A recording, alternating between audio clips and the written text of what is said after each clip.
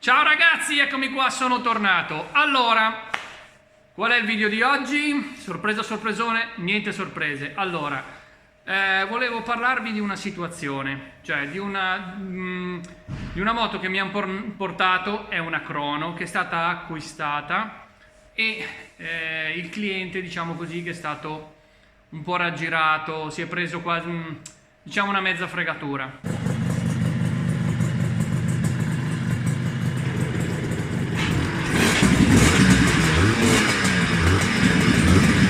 Ora, questa moto è un Crono.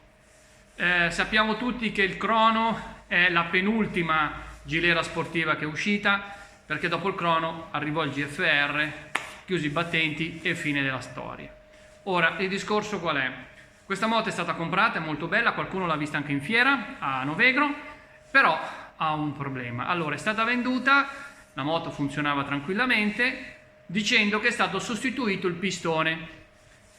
E ci sta, uno la compra perché dice beh, c'è il motore nuovo, non è stato documentato però, cioè nessuno gli ha detto che cosa è stato montato, gli hanno detto guarda, abbiamo montato il pistone nuovo. Bene, lui prende la moto, la ritira, va a fare un giro e la moto non va, mi chiama, come sapete io rispondo sempre, do sempre una mano, cerco di fare quello che posso per aiutare tutti. Gli dico che cosa deve fare, che cosa deve guardare. Beh, niente da fare, questa moto non va. Disperato mi fa Stefano, te la porto. Allora prende il furgone, arriva. Allora, io provo la moto e parte, va, ma mi accorgo che non ha le prestazioni di un Crono.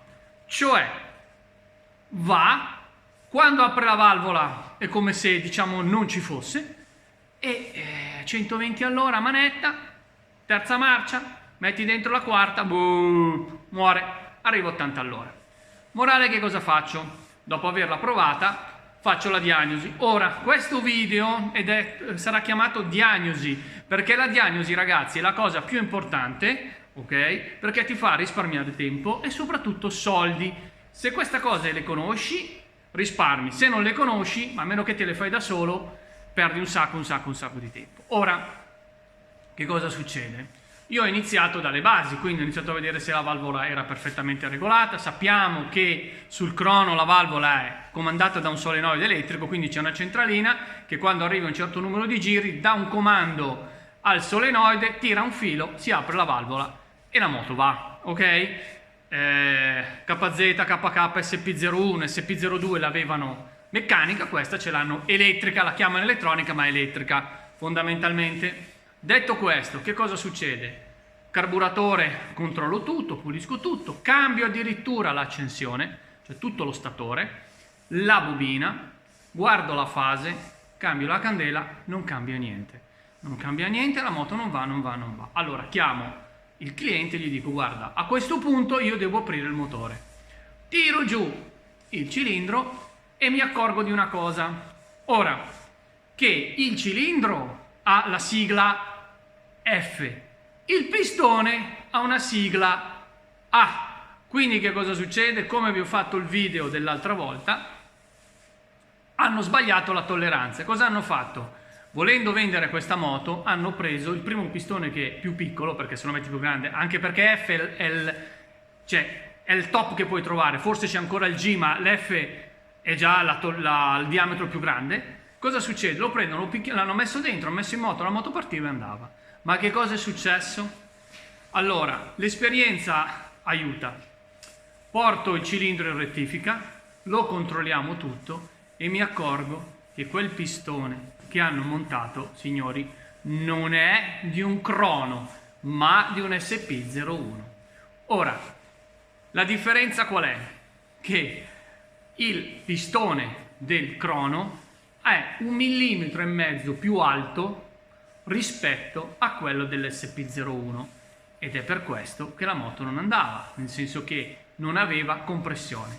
Vi dico soltanto che col pistone che c'era prima la compressione arrivava a malapena a 1,5-2, montando il suo pistone F con tolleranza F del Crono, che poi va bene per Crono, CFI, CCX e GFR, ok? E un'altra moto da enduro se non sbaglio. La compressione è arrivata quasi a 6, ok? Adesso io ho provato la moto vola, ovviamente sono in rodaggio, però ci tenevo a fare questo video per farvi capire che a volte quando si comprano le cose bisogna stare molto attenti.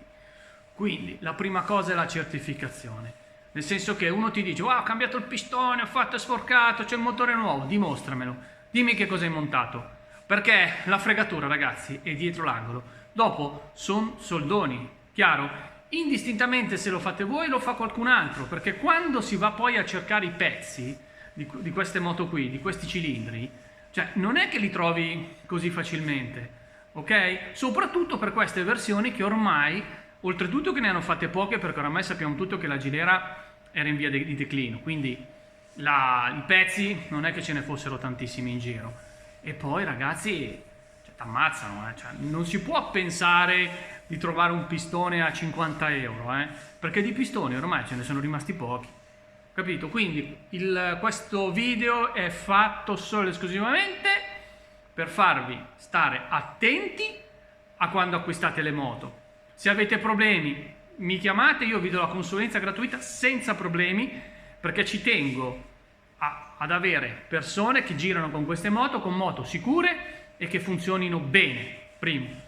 E poi sulla diagnosi, perché la diagnosi è la base di tutto. Se non la azzecchi, ragazzi, diventi matto.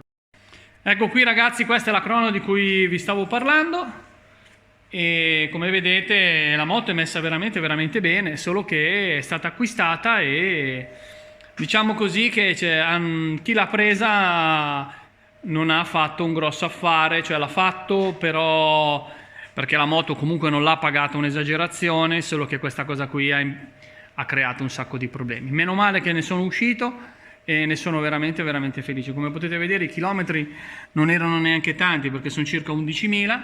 Adesso la moto va bene, speriamo che parta, se no faccio una figuraccia.